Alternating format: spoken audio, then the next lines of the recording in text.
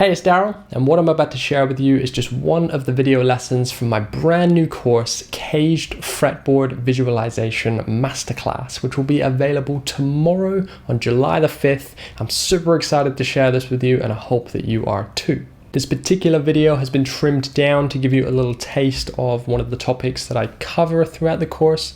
If you do find it helpful and informative, you'll be able to check out the full-length preview of this particular lesson on the course landing page, which you'll be able to find on my website, which is of course linked in the description below. I hope you enjoy the video.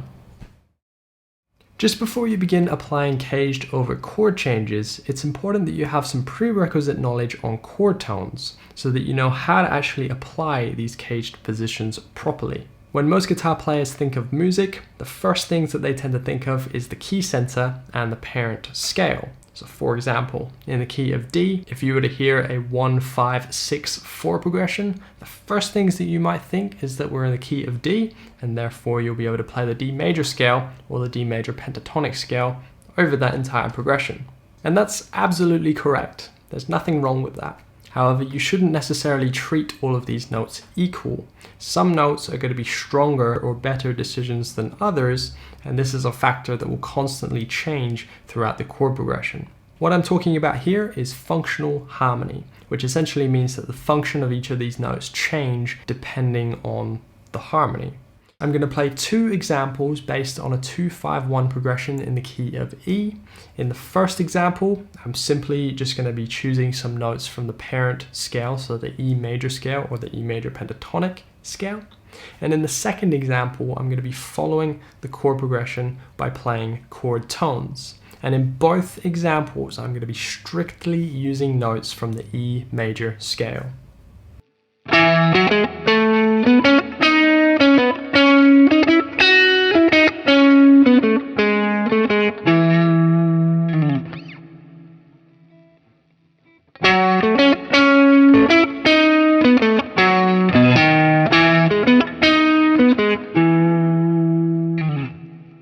In the first example, you probably couldn't really hear me outline the harmony, and that's because I was really just using the E major scale to find my way around. But in the second example, I was intentionally choosing chord tones that outline the harmony, which means that hopefully you would have been able to hear that harmony without me even actually playing the chords. Let's take a look at the function of each of those notes in that second example to see how I managed to outline the harmony. So I started off with 1, 3, 5, 5, 3, 7, and then I changed chords. I played this note here, which is the major third of B7, and then I descended. That was 3, root 7, 5, and then 1, 3, before changing chords again to the E major 7, where I went, which quite simply is just 1, 3, 5, 7, 5, 3, 1. So once again.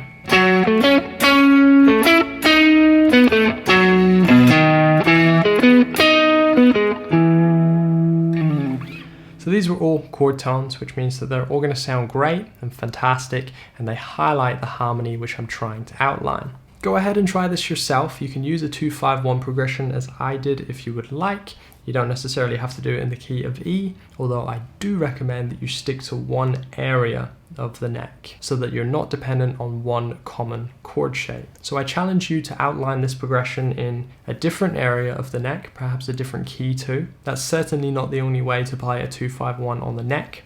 I recommend that you start off by playing the 7th arpeggios that correspond to the shapes that you've chosen, and then once you're comfortable with the note placement, then try to come up with your own melody.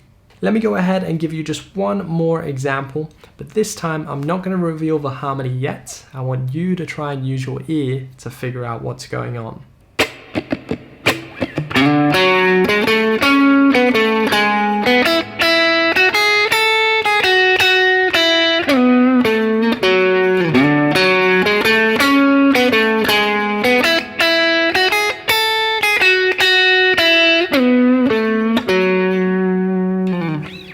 If If you didn't manage to figure that out already, that was a 6-7-1 progression in the key of F sharp minor. So that's D major, E major, and F sharp minor.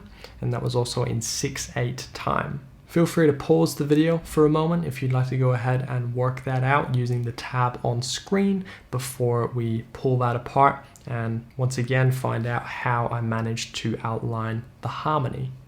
So to build this melody, I managed to visualize each of my caged positions in one area of the neck. So I started off with this D major shape here. This is your A position. And then for E major, I used a C position. And then lastly for F sharp minor, I started here and used the D position. So as you can see, I'm just focusing on this one area of the neck. So I started off with, so you'll see I spent the most amount of time on the chord tones and then filled in the gap with some passing notes. So 1, 3, quickly 4 to 5, there's your 7th degree, before passing through the 6, back down to 5. And then that 5 leads nicely onto the 3rd degree of E major, which is a nice strong chord tone, hitting that strong chord tone on the first beat of the bar. And then we've got, these are all chord tones, 3, 5, 1, passing through the 2 to the 3. And then this note represents the next chord in the sequence, which is F sharp minor. Once again, that's the 3rd degree, or the minor 3rd of that parent position. And then I descend, that's the root note. And then finishing on that root note, which is again a strong place to finish.